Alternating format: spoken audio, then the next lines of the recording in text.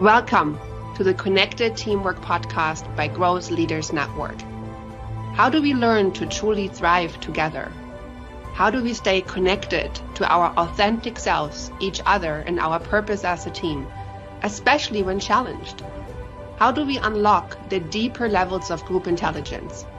Enjoy this episode of the Connected Teamwork Podcast and learn practical tools to evolve the connectedness of your team to its next level.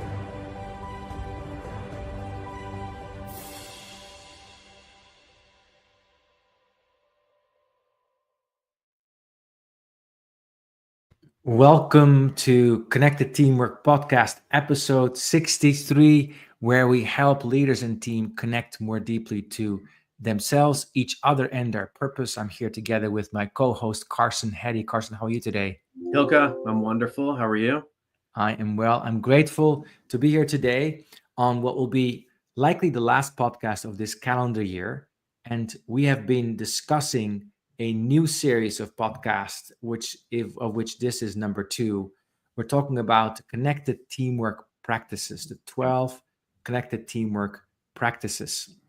And these came into being a little background as I started to wrap up the writing of my new book, The Connectedness Quotient, and said, look, how can I summarize all of this work in terms of how teams truly connect to themselves, the people that are in it, each other, and their purpose in a way that's memorable, in a way that can be repeated, in a way that can become a practice that people do. So henceforth, the 12 practices.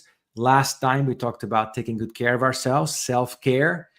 Today, we are talking about practice number 2, which is always grow, take responsibility for your 1% part in any challenge and learn from it. So it's about the 1% principle. So a little context about that. All of these words we're using, 1% principle, growth, in the crocodiles, owls, connectedness, are language markers to remind us in the moment when we really need to connect, as Lincoln said, to our better angels, to sit up, to find that wherewithal within us that may not be as present if we just give in to our superficial mind.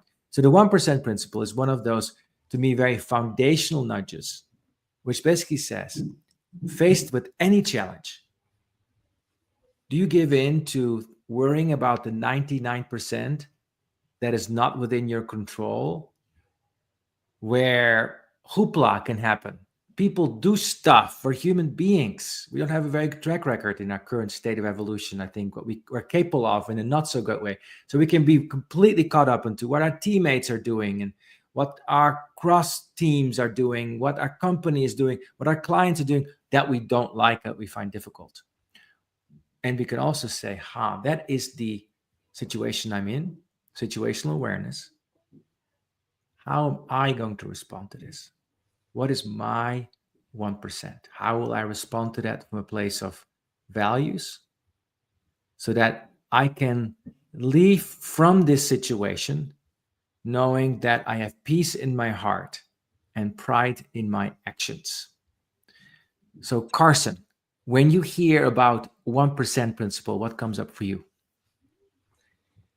When I look at this particular practice, and I also look at it amidst the other practices, the first thing that comes up for me is the empowerment. That we are empowered to not only look at these situations with what is within our control, but furthermore, so many of these practices are really rooted in how we react and respond in these situations, how we engage others, how we become right with self, how we set the foundation for connectedness, because we can't truly meaningfully connect unless we are foundationally sound and solid. So when that transpires, and when these, there was an acronym that you gave me, walking above the chaos. I can't remember the exact acronym, but you probably remember it. But I think just, sometimes we have this controlled or controllable chaos that we are ultimately, maintaining that balcony view over. It's so critical that we're looking at the areas that we can control. And I think the other big piece that jumps out at me is, how how personally I've evolved as a leader, but also even just as a human being. One of the big ones is when we are able to acknowledge our part and how that empowers us to shift from a blaming or a finger pointing to the learning, as you said. Yeah, great. I love that. And for me, this is, Carson, also about what happens to get right with ourselves. Because we have been so trained that there's a stimulus, there's a challenge. Let's say, well, I'll give you a very concrete example. Right now, in front of my window, they're building my new office in my backyard. It's a beautiful office shed. Now, as with anything, I have some thoughts about, oh, are the windows in the right place? Da, da, da, da, da. And so, as a very plain vanilla challenge, right? The 1% principle here to me means I can feel in my mental body situation where I'm going off the rails, like I'm starting to future trip. I'm not here. I'm, for example, not in this podcast, if I think about that. Not here with you, not here with the listeners.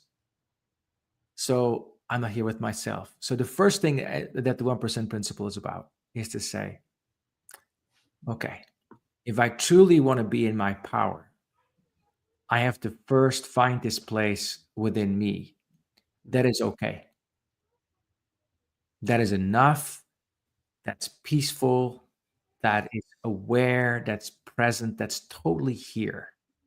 Because conditions come and go, like the office comes and goes, the colleague comes and goes, the client comes and goes, illnesses come and go, health comes and go, Christmas is coming, all these things come and go.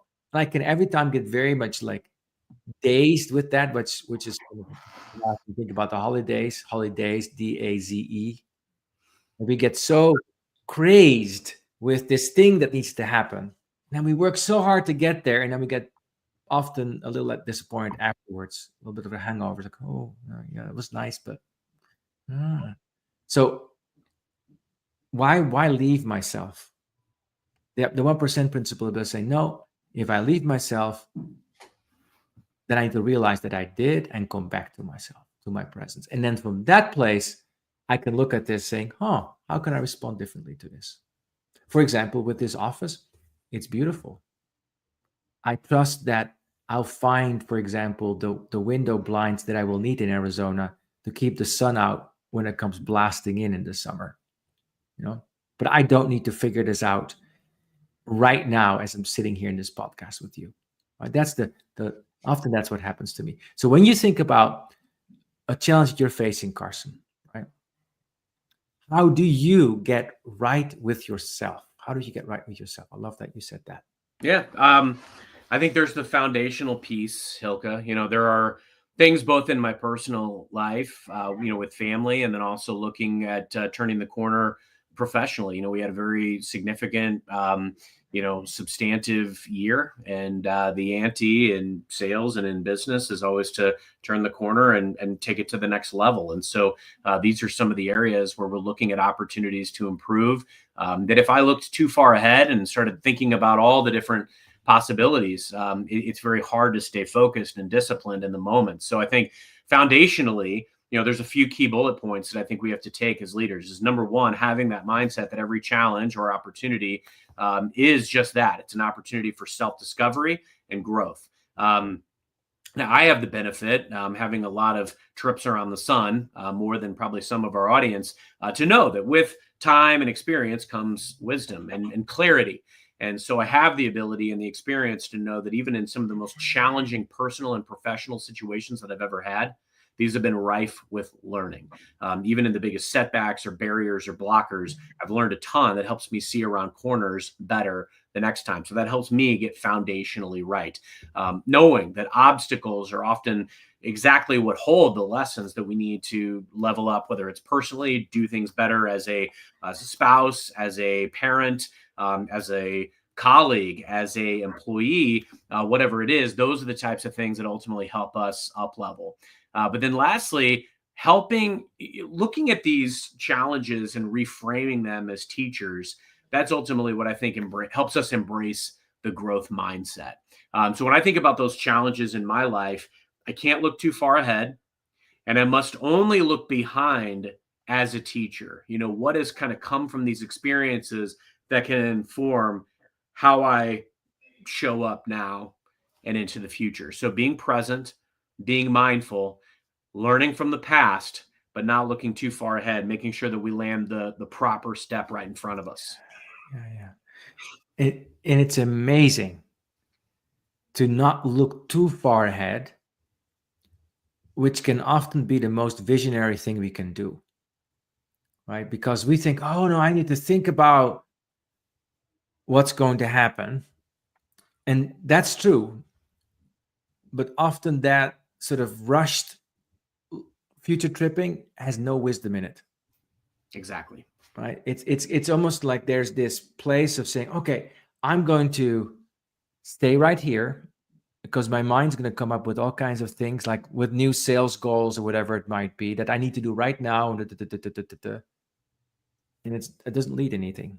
This is like another storm of fire, like nothing happens, like another fire drill. And when I give myself a chance to step back and come right with myself, it's like, okay, what am I here? What is this really for? And I find with that longer term view, the things that I need to do are often much simpler and more direct and more clear and kinder. And I don't have to do as much undoing. I often think that people that are very, very busy, like overly busy, are often those of us who don't taking the time to step back. Because in the rapid doing, there's often now I need to undo tomorrow, or I'm on some goose chase. Example, I'm writing this new book, The Connectedness Quotient, and it's a journey to get it exactly right. And the more I allow myself to actually spend time with it, and when I know when it's time to write, and I also know when it's time to step away. But when I don't step away, I start writing stuff that actually shouldn't be there, and then the next day I have to delete it. So, last question before we take a break, Carson. What would you say to somebody who's totally in the 99% right now? And sometimes that happens. Difficult bosses, deadlines, things happening at home, like the stuff all hits you at the same time. What do you say to a person like that?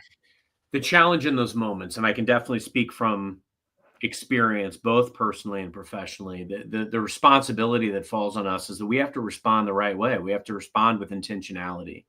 And if you have a knee-jerk reaction, which can sometimes be the case, that can sometimes be the catalyst for the negative steamrolling. It can set off a chain reaction of really negative energy and negative outcomes. We don't want to be too hyper-focused, to your point, on what could happen. Thinking about all the hypotheticals. It's good to be prepared for any scenario. But furthermore, Hilke, it's vital that we are, always responding and crafting responses and having behaviors that align with our values. Because ultimately, that is what is going to bring peace and what is going to bring pride, in my opinion. So really thinking about making sure that, and I think the theme of this has all been, how do we be attuned to ourselves, but also our surroundings, so that we can react and respond in the right way? There's elements of emotional intelligence and EQ that go into this, plugging into the other players that are going to be recipients of or impacted by whatever our decisions are. We've got to think of the sum of the parts. And I think the challenge is sometimes we don't take that time to holistically reflect on where are we, what are our responsibilities in this moment, who are the different masters that we're serving, whether it's ourselves, our family, our managers, our leaders, our organizations, whatever it is. We've got to be very intentional and ensure that whatever we do is aligned with our values and our principles. Being in alignment with our values, that brings the peace, and that brings the pride in our action, and that brings the effectiveness. Take a short break. We're talking about the 1% principle, the second of the team connectedness practices, the 12 team connectedness practices in the Connected Teamwork podcast. See you in a couple of seconds.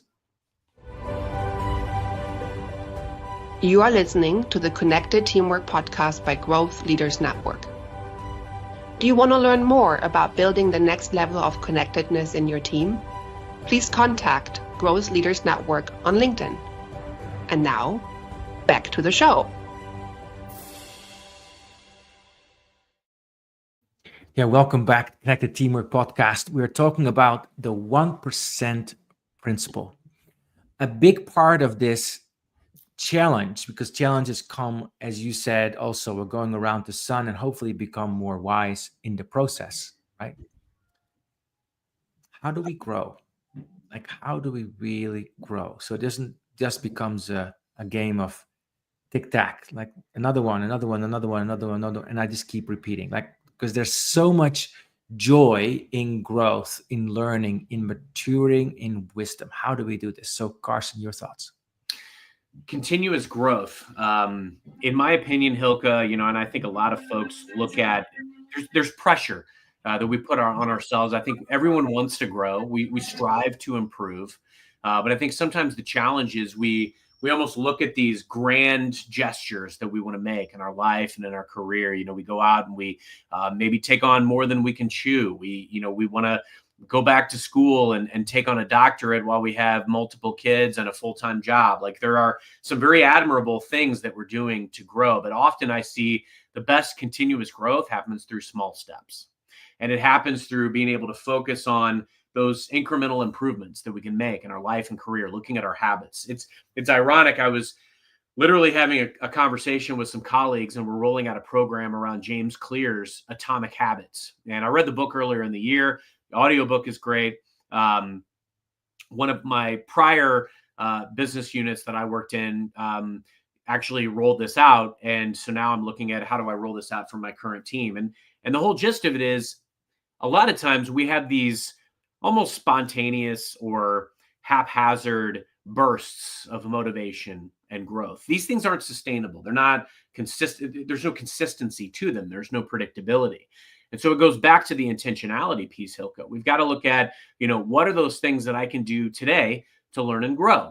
As I carve out my daily non-negotiables, or I schedule intentional time to read, to listen to a podcast of interest, to seek out a mentor, to learn, to shadow people that are having experiences that I want to have or that I want to incorporate into my arsenal.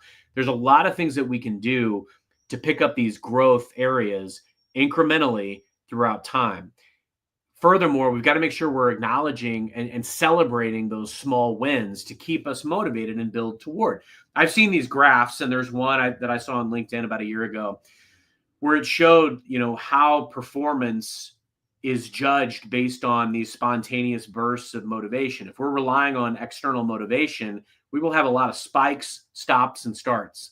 But if we have that incremental 1% growth every day, ultimately that is what is going to lead to a trajectory of upward momentum. And that's why it's important that as we carve out, hey, today, Hilke, I've got 5 things that I want to make sure that I do that will invest in my growth. When I look back on the day and I'm able to pat myself on the back and say, hey, I did these 5. There is a lot to be said for being able to celebrate those wins each and every day. And then finally, the acknowledgement and frankly, the embracing that growth is a lifelong journey. It's amazing to me. And, we're talking about writing books. I just finished my most recent book, and I look back on, frankly, the audacity that I must have had in my late 20s to write a book about sales and leadership, because what I knew then is dwarfed in comparison to what I've been able to learn now, based on the experiences, the relationships, and some of the other elements of my career since then. So knowing that it is a truly lifelong journey, there's a lot of adaptability and persistence that goes into that incremental growth. Beautiful. So I also hear in this, how do we continue to learn, is to take that mindset intentionality, as you're saying, Carson. And for me, that's about saying, whatever is happening, I'm going to be a student of life. Like, I see the universe as a university. So whatever is happening, I don't have to go to a specific class or a specific book or even a specific podcast, not even this one. I can observe myself in any challenge and simply popping in the question and saying, how am I growing? Creates learning, because we are wired that way. When we have the wherewithal, our awareness has the wherewithal to pick up and absorb. We were like a sponge this way. Our brains are so good at making new connections. If we basically, our brain is very good at following our instructions. So if my instruction is go learn, chances are it will. I just, if you're listening right now, I invite you just to practice this for a second and notice how strong this in like steering your mind is. Think about just for a second. Do this with me. Think about listening to this conversation from the mindset of, this is absolute BS. There's nothing for me to learn. There's never anything for me to learn. What's there for me to learn? And just notice what happens with yourself.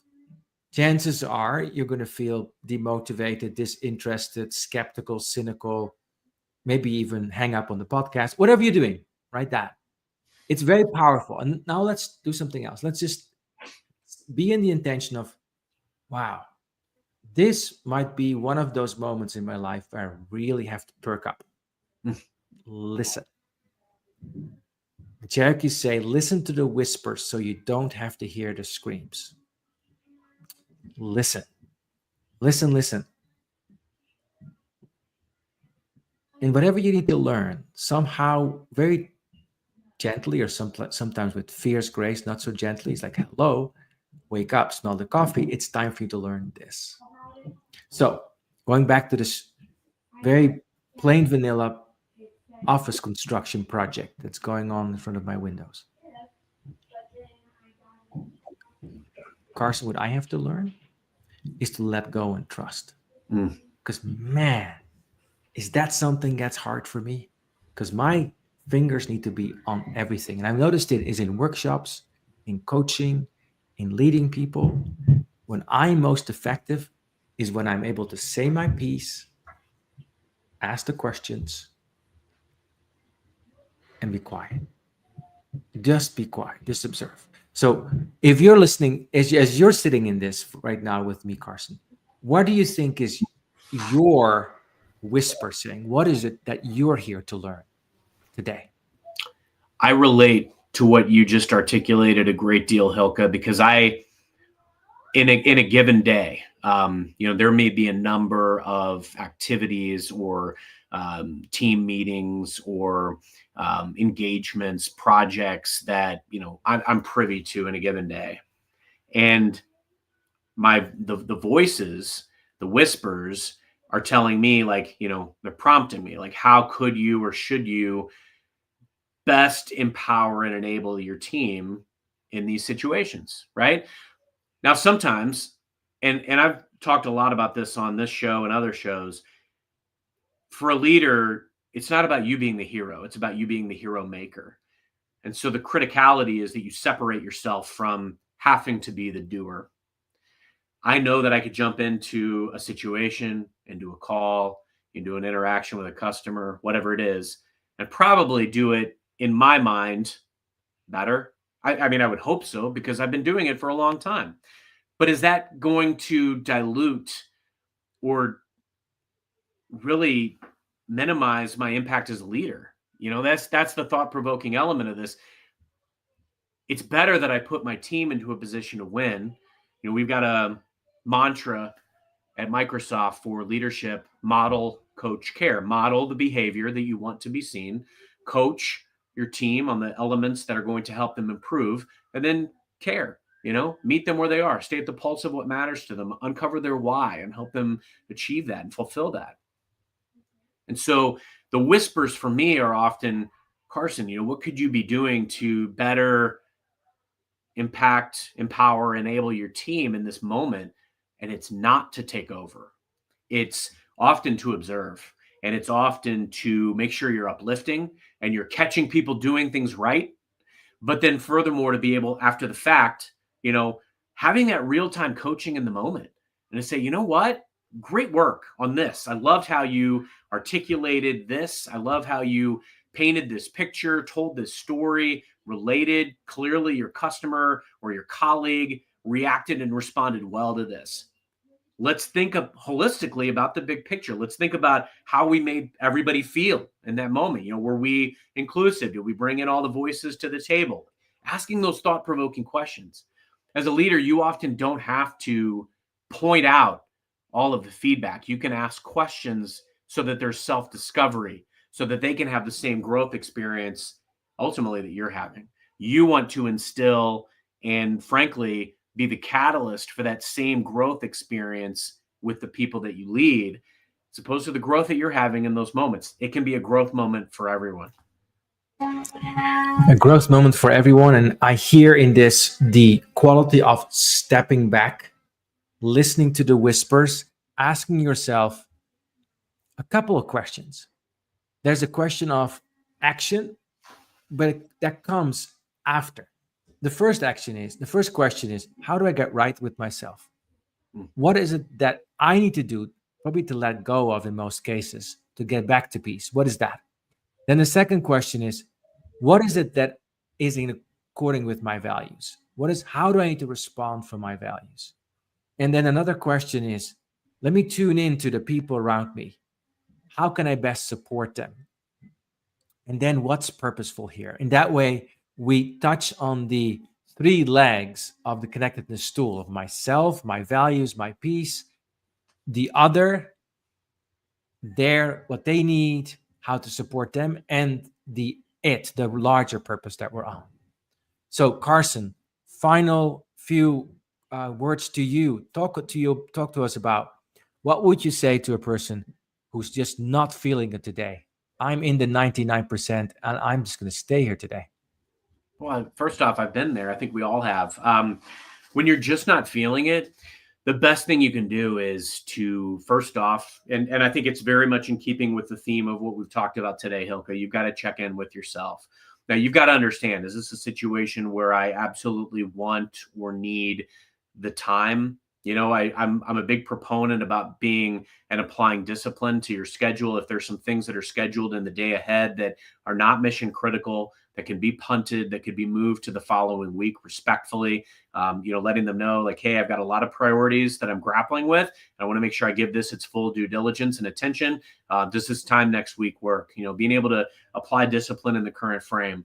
Because sometimes we have to step away. We have to make sure that we're attuned enough with ourselves to know that we need that space and that time. I've often found too that making sure that I'm landing the step in front of me is the mission critical piece. I mean, even if I may walk into my day, look at a day of back to back meetings and really fret about that, feel overwhelmed by the day that's laid out ahead of me. But if I focus on just bringing what I can to each meeting in front of me, while after, applying any discipline and moving things around that where the grace is allowed, those types of things help me tremendously. And frankly, if you focus on the step ahead of you, like sometimes there are things that you need to prep for that are coming up later in your day.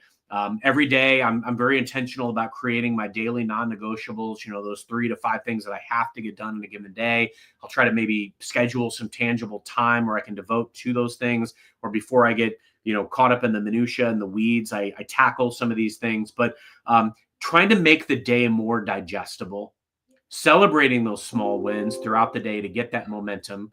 I find once I get into the rhythm, Hilke, midday, end of day, I'm able to overachieve where maybe I would have felt earlier in the day that I wouldn't be able to get through the day successfully. So show up, stay attuned, be attuned to self, move the things that aren't mission critical, go in, start swinging the bat.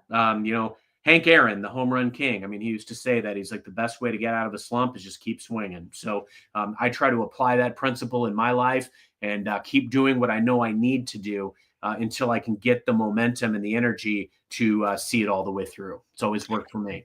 The best way to get out of a slump is to keep swinging. Isn't that so true? Also, the idea that before the big heap, our mind is like, oh no, this is going to be too much for me today. It's going to be a bad day. and then just engaging in it. Somehow this 1% focus gives us flow, and we may discover that the 1% is much more powerful and much bigger than we might have thought it was when we got started.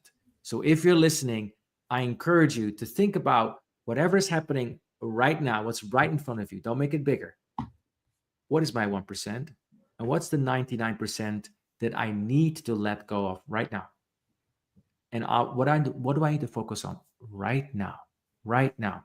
Notice there's some courage in that. There's some daring in it, daring to let go, which means daring to disappoint your ego and potentially some other people's ego, because you're not going to be perfect on everything that the mind comes up with. Thank you so much for listening today. This was the Connected Teamwork Podcast, talking about always grow, the 1% principle, the second of the 12 team connectedness practices. I was here today with my co-host, Carson Heddy. I'm Hilke Faber. See you next time at the Connected Teamwork Podcast. Thank you for listening. See you next year.